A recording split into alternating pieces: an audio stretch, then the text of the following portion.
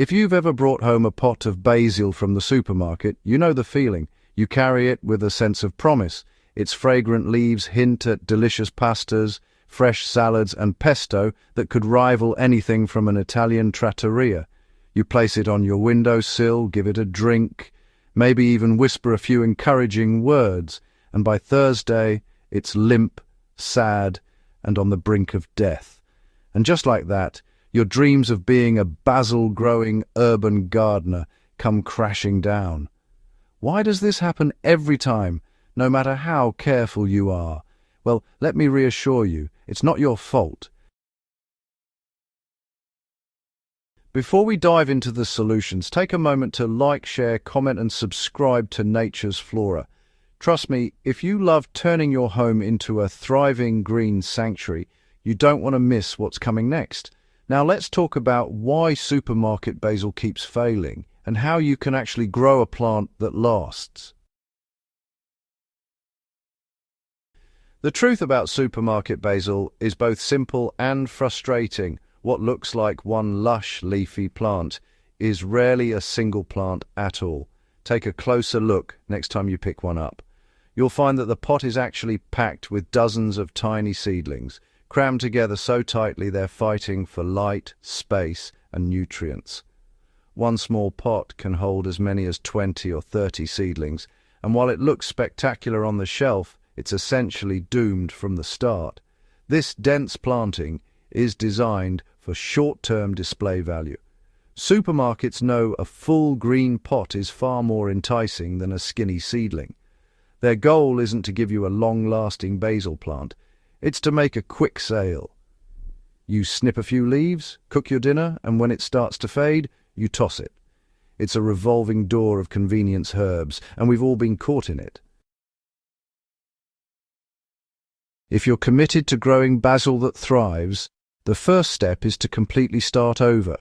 Carefully remove the basil from its crowded pot and inspect the roots.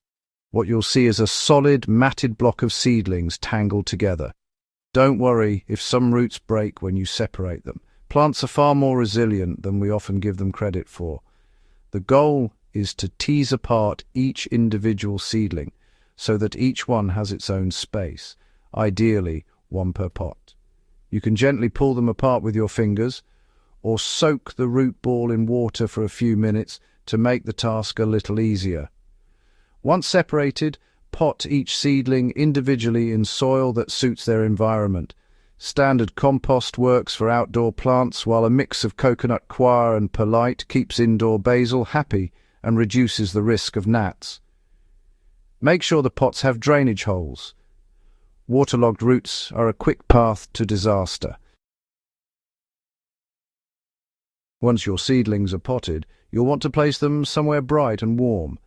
Basil is definitely a sun-loving plant and, well, it struggles without at least 6 hours of direct sunlight per day.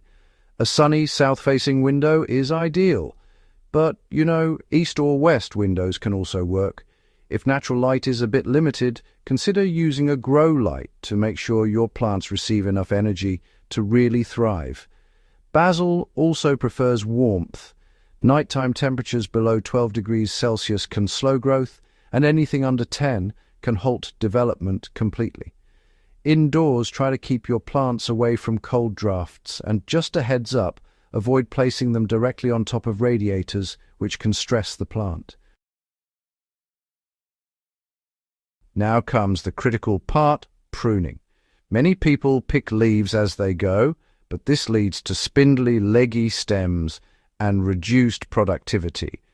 Basil grows from the tips, so cutting just above a leaf node encourages 2 new stems to emerge from that point. Wait until your seedlings have at least 2 sets of leaves, then prune just above a pair of leaves. This method transforms a single tall stem into a dense, bushy plant that continues producing flavorful leaves for months. The clippings you remove aren't wasted either.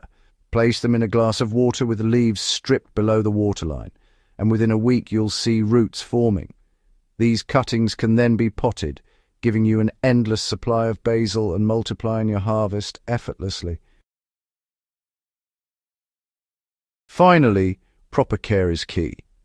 Water according to the plant's needs, rather than a strict schedule. Soil should be kept evenly moist, but never soggy. Fertilize regularly with a balanced liquid feed to keep the leaves vibrant and flavorful, but avoid overfeeding, which can weaken growth and attract pests. With the right conditions, your basil will produce large glossy leaves and remain productive for months, whether in a sunny windowsill, greenhouse or garden. Growing supermarket basil into a thriving long-term plant isn't just possible, it's incredibly rewarding. It requires patience, understanding, and the willingness to give each seedling the space, light, and care it needs to flourish. Once you master these techniques, you'll never look at a supermarket herb pot the same way again. You'll have your own lush, bushy basil ready to harvest for countless meals, and the satisfaction of knowing you've taken control of your own little indoor garden. If you found this guide helpful, don't forget to hit subscribe, give the video a like, and share it with fellow plant lovers. Leave a comment below with your own basil success stories or any questions you have. Nature's Flora is all about growing together. Keep nurturing your green spaces and your basil will thank you for years to come.